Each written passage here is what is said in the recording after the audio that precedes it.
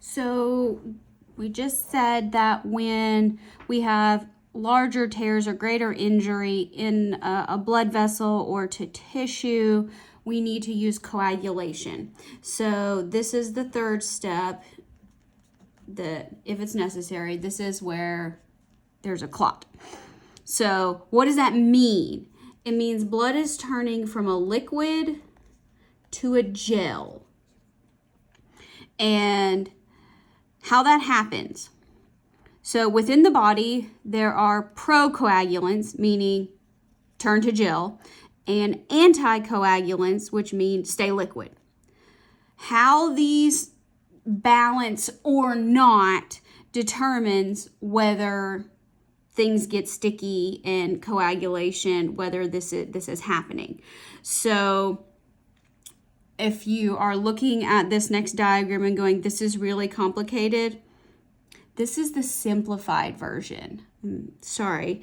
It's incredibly complicated. So this is what you need to know, okay? So coagulation can start two different ways. You can have what is called the intrinsic pathway. Here, everything that's needed for clotting is in the blood. The important thing is it is initiated by platelets. So platelets start this process. It happens pretty quickly, 3 to 6 minutes. That sounds pretty fast to me.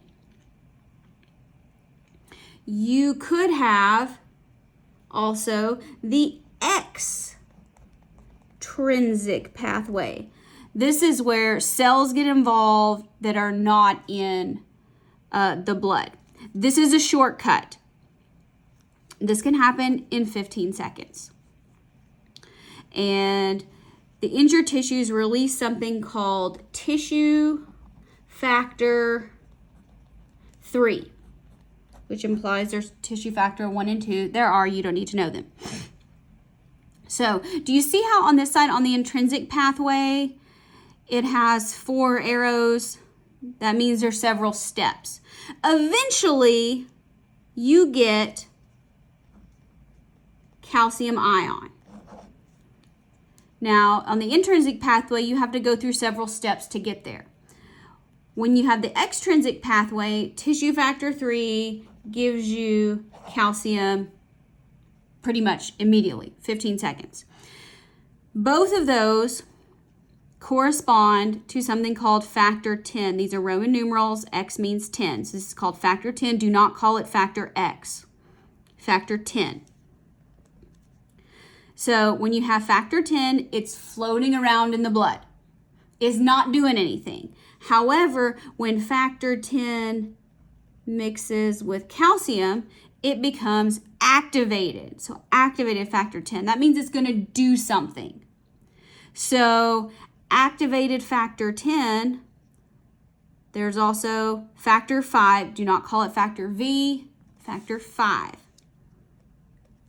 So factor 5 plus activated factor 10 is called prothrombin activator. Factor 5 is also known as prothrombin. So prothrombin activator, actually no it's not. This is the active. So activated factor 5, also known as prothrombin activator. I call it activated factor 5. That's why I got a little confused. So again, once we get to calcium, it's all the same. How we get to calcium can change. Now, this prothrombin activator. So now we're actually going to form this clot.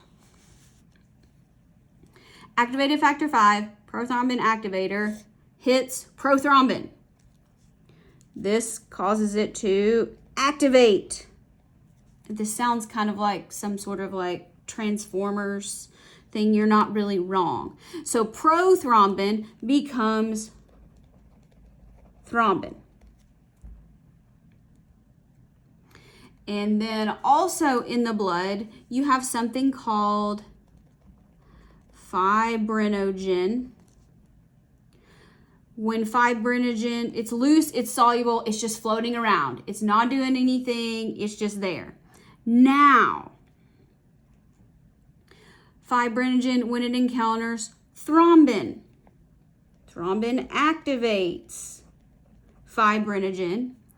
Then it becomes fibrin. So you can kind of see these things where they say pro and ogen, and then things get activated. Okay, so that forms fibrin. Fibrin is insoluble. That means it's not dissolved. So it's a solid. And it glues the platelets and it makes a net and it traps everything. And ultimately, when that's done, we call it a scab. So this is the formation of the scab. So here, I'm going to show you this. This is on page 726 in the 4th edition.